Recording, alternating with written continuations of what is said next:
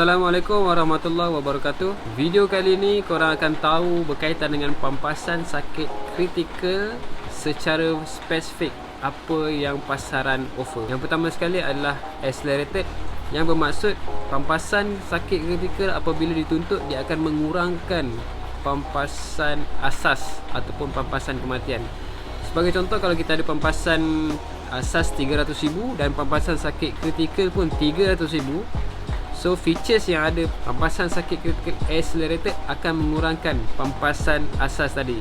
So bila mana kita claim pampasan sakit kritikal, secara automatik dia akan mengurangkan pampasan kematian. Maksud kata, kalau kita claim 300,000 untuk sakit kritikal, 300,000 untuk kematian akan habis. Satu lagi contoh, apabila kita ada pampasan kematian 300,000 dan pampasan sakit kritikal untuk accelerated adalah 200,000. So bila kita claim pampasan sakit kritikal 200,000, apabila meninggal dunia nanti kita berbaki 100,000 untuk dituntut. Yang kedua pula adalah berkaitan dengan additional. Additional ni pula satu features yang lain yang kita boleh faham bahawa pampasan sakit kritikal tidak mengurangkan pampasan asas, atau mudah kata adalah satu amount yang berbeza. So kalau 300,000 pampasan sakit kritikal dan 300 pampasan kematian, bila kita claim sahaja pampasan sakit kritikal, kita akan dapat 300,000. Apabila meninggal dunia, waris akan dapat 300,000. So dia sedikit pun tidak mengurangkan. Itu adalah bagi additional. Seterusnya pula, bagi pampasan sakit kritikal ni, dia terbahagi kepada dua jenis tawaran. Sama ada kita nak tawaran pampasan sakit kritikal boleh kita tuntut di peringkat awal ataupun di peringkat akhir. So dia bagi pada dua, iaitu early stage ataupun late stage ataupun final stage. Sebagai contoh, apa beza early stage dengan final stage kan? Kalau contohnya situasi kondisi kanser, so cancer final stage, stage yang keempat, baru kita boleh tuntut untuk pampasan sakit kritikal. Tapi bagi early coverage ataupun early stage cancer, carcinoma in situ, kita dah boleh untuk tuntut pampasan tersebut. Jadi apakah polisi ataupun pampasan sakit kritikal yang kita ada, boleh semak semula. Dan kebiasaannya kita akan ditawarkan dengan pampasan sakit kritikal peringkat akhir. Jika kita nakkan pampasan sakit kritikal peringkat awal, so modal kita pun kena lebih lah. Ataupun kita boleh pilih untuk combine antara duanya.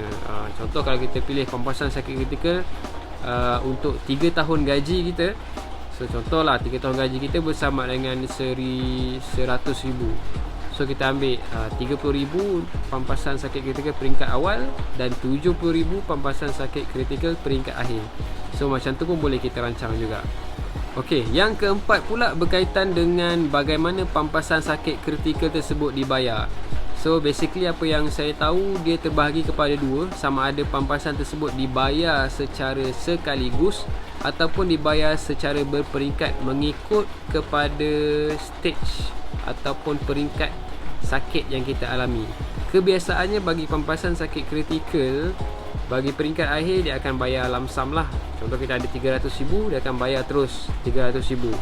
Bagi pampasan early stage, untuk stage peringkat awal, dia bergantung kepada peringkat penyakit kita. Kita menghadapi satu kondisi carcinoma in situ peringkat awal. So 50% daripada coverage sakit kritikal peringkat awal akan diberi. Apabila berlanjutan ke stage pertengahan ataupun akhir, lagi 50% akan diserahkan kepada anda. Yang kelima, ada juga polisi takaful yang menawarkan pampasan sakit kritikal merangkumi keluarga. So ini merupakan satu perlindungan yang menarik juga dan agak baru sebenarnya. Dia bukan melindungi individu tetapi melindungi keluarga, isteri dan juga anak-anak. Dan yang keenam, reset coverage. Reset coverage pula bermaksud apabila kita menghadapi sakit kritikal tersebut dan berlanjutan sehingga 12 bulan, maka coverage yang kita telah tuntut akan di-resetkan semula sekiranya kita kena sakit kritikal yang seterusnya, amount tersebut kita boleh tuntut semula. So itu adalah reset coverage dan ia merangkumi sakit kritikal kanser, bagi kanser sahaja. So hopefully korang dapat gambaran awal berkaitan dengan features yang ada dalam pampasan sakit kritikal. So bagi saya really important untuk korang ada pampasan sakit kritikal, sama ada peringkat awal ataupun peringkat akhir. Itu sekurang-kurangnya ada peringkat akhir lah. Kalau kita ada modal yang lebih, boleh allocatekan juga pampasan sakit kritikal peringkat awal, so that amount tersebut boleh menjadi kita punya modal untuk sara hidup keluarga andai kata kita tidak bekerja. So hopefully kita jumpa video akan datang. Hadiahkan saya dengan subscribe anda. So insyaAllah kita akan jumpa untuk video yang seterusnya. Assalamualaikum.